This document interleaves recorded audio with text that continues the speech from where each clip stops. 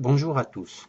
Alors voilà, je vais essayer de vous expliquer le comment du pourquoi je ne suis pas d'accord avec la revue technique, par exemple, pour le réglage d'une synchro de carbu pour GSXR avec rampe à dépression.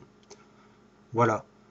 Alors, bon, sur la première photo, on s'aperçoit que bon, les traits rouges en bas représentent la colonne à mercure qu'on a branchée sur chaque carbu. Dans la première photo qu'on voit, bon, la synchro est déréglée. Les traits rouges sont mal alignés. Alors, sur la revue technique, ils disent qu'il faut prendre comme référence le carbu numéro 3. Et c'est là que je suis pas trop d'accord parce que le principe de régler les papillons pour la synchro se fait par paire. Car ils sont tous réglables. Ça veut dire que par exemple, si on prend le carbu 3 et 4, il se règle avec la vis 1, très bleu. Alors, si on tourne, ou on visse ou on dévisse la vis 1, le papillon numéro 3 bouge, monte ou descend, s'ouvre ou se ferme, alors que le papillon numéro 4 fait l'inverse. Car, voilà, oui. Alors ça fait que, et ainsi de suite, le carbu numéro 1 et le carbu numéro 2 est le même principe. Si on visse ou on dévisse, la vis de réglage numéro 3, le papillon 2 et le papillon 1 s'ouvrent ou se ferment.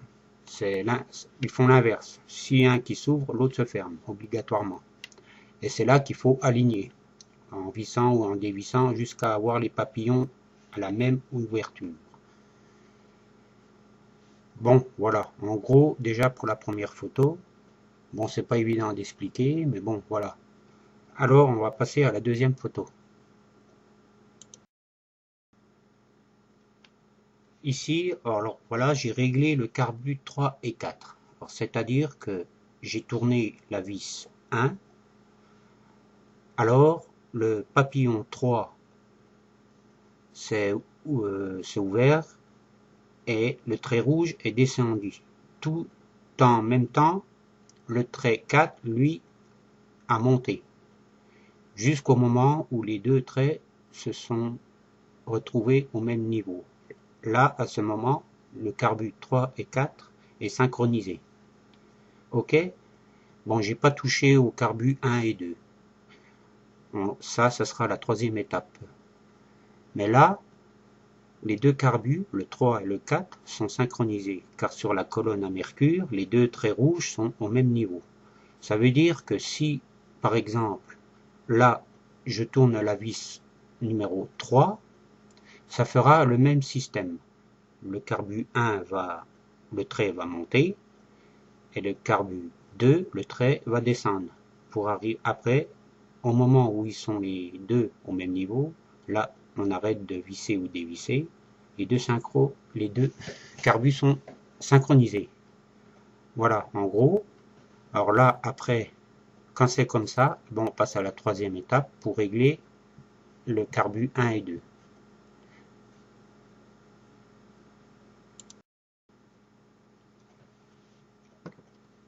Bon, voici la troisième étape. Là, j'ai réglé le carbu 1 et 2 en tournant la vis 3. Alors là, on voit bien que les deux carbus, la paire de carbus, bon, le carbu 1 et 2 sont synchronisés, les deux traits sont au même niveau, et le carbu 3 et 4 est synchronisé. Mais par exemple, sur la revue, ils disent qu'il faut se référer au carbu numéro 3. Donc, par exemple, si je veux mettre le carbu numéro 1 au même niveau que le carbu numéro 3, obligatoirement, en tournant la vis 3, le carbu numéro 1 va se mettre au même niveau, ok, pas de problème, le trait rouge va descendre, mais le trait rouge du carbu 2, lui, va monter, obligatoirement. Donc, après, si je veux remettre le carbu numéro 2 à la référence du carbu numéro 3, eh ben, le carbu numéro 2, le trait, va descendre, ok, pas de problème, au même niveau que le 3, mais le carbu numéro 1 va être déréglé, il va remonter. Ok? Donc, je synchronise là que le carbu 1 et 2 au même niveau, mais le carbu 3 et 4, lui, est pas au même niveau. Et c'est là que on arrive à la quatrième étape pour régler les deux paires de carbu avec la vis numéro 2. Quatrième étape. Dans ce cas, comme là on voit sur la photo, les 4 carbus sont synchronisés. Les 4 traits rouges sont alignés parfaitement. Pour en arriver là, il faut jouer avec la vis numéro 2 qui, en vissant ou dévissant, ouvre ou ferme les deux paires de carbus. Inversement. C'est-à-dire que si je dévisse par exemple, la vis 2, le carbut 3 et 4 va s'ouvrir. Et à l'inverse, le carbu 1 et 2 va se fermer.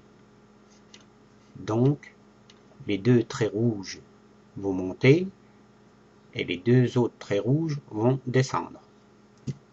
Et jusqu'à arriver au même niveau. Et là, c'est parfait.